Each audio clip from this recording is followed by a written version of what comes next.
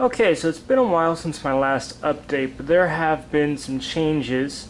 Sorry about the delay. I've had a whole lot going on, finishing up the semester and all that, so it has been kind of difficult to post.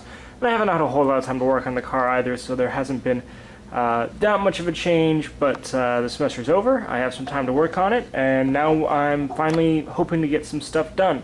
But since the last video, there have been a few visual changes. Notably, we have these halos. I'll throw in a picture right about now of how those look when they are on.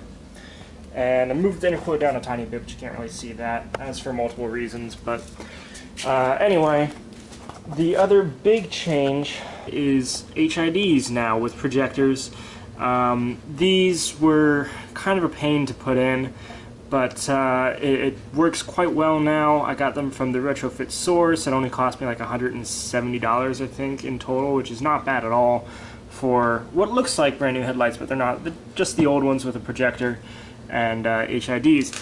But yeah, anyway, it was a really good kit. It just was kind of a pain to install. I also put some LED lights on the license plate and all that kind of stuff. So the lighting has been changed significantly, but that's about it. On the outside of the car, on the inside we also have a couple changes, so I'll show you that real quick. For one thing, we have these premium door panels, which are quite nice. They also have the Shaker 500 speaker in there. I have an aftermarket amp in the trunk that powers those speakers. Whenever they blow, I'll go ahead and I'll replace them with some nicer, newer speakers that I can push a little bit harder. Other changes, we've got a boost gauge here. This is the ultra gauge, but I made a little mount for it so it's not on a suction cup anymore. Improves visibility a little bit and just looks a little bit cleaner, I think. The IQ3S, nothing's changed there except for wiring and some new stuff like the coolant temp gauge and all that. Other than that, this is pretty much the same interior we had before. There are some changes I would like to make moving forward. I want to get rid of these stupid stock Ford seats. I'll show you guys that when I get to it, but that is in the plans for the future. And now, under the hood, we have some changes as well.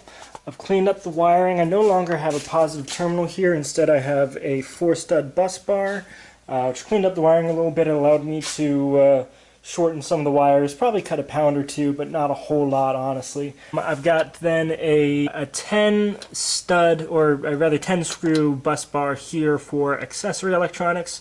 I have, for instance, the horns connected to this. My stock horns actually broke. There was a fair amount of water in them. I'm not sure how it got in there, but as you can see, I now have hella sharp tones, rather. They were actually almost exactly the same price as getting OEM horns, so I decided to just go ahead and do the upgrade. They're a little bit louder. They look kind of cool in the right light. Then, of course, we have new intercooler piping. Went from a 2.5 inch over here to 2 inch. The 2.5 inch was kind of overkill. You don't really need that large of a diameter pipe to move this volume of air. And having the 2 inch is going to increase the responsiveness because there's less volume for the turbos to fill before the air reaches the intake manifold. So having a smaller diameter is going to make it a little bit more responsive, which is really what I'm looking for on track. As you can see, instead of going up and over the intake, or up and over the air filter, it goes under it now.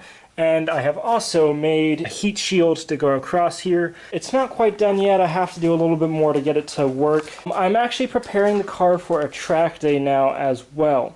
So I am going to do a few little things just to make sure it is ready to go, like an oil change and stuff like that. I do want power steering though. So this is the solution I have come up with. This is only part of it. This is an electric power steering pump. Basically, it's an electric motor that pumps power steering fluid in a normal hydraulic power steering kind of system. Only difference is it's driven by an electric pump rather than a pump mounted on the engine. This is more efficient. It allows the, or it reduces the strain on the engine, so you can actually get a little bit more power to the wheels using an electric pump versus a traditional hydraulic pump attached to the motor itself. And the power steering rack is somewhere underneath all these boxes. Oh, here we go. So there's the new power steering rack. It is a 2010 Mustang power steering rack. There's really nothing special about that either. It's a little lighter than my electric power steering rack, which I have been struggling to get working ever since the swap. I've kind of just given up on it. The hydraulic power steering is going to be comparatively quite easy to get running, and it shouldn't add too much weight. The other thing I want to do, this I do want to get done before the track day, is 3-inch brake cooling duct. So the ducts are going to utilize these fog light holes, which are coincidentally almost exactly 3 inches. So I should be able to clamp the pipe on to this on the other side, and then I just have to fabricate some way of holding the cooling ducts to the dust shield on the back of the brake rotor. So that should be pretty straightforward and should make a decent difference in braking performance with high heat. Basically just track situations, not really going to be much improvement there on the street, but that's not what we're looking for. We're looking for a track improvement. And I'll have a video on track coming up in the next couple weeks.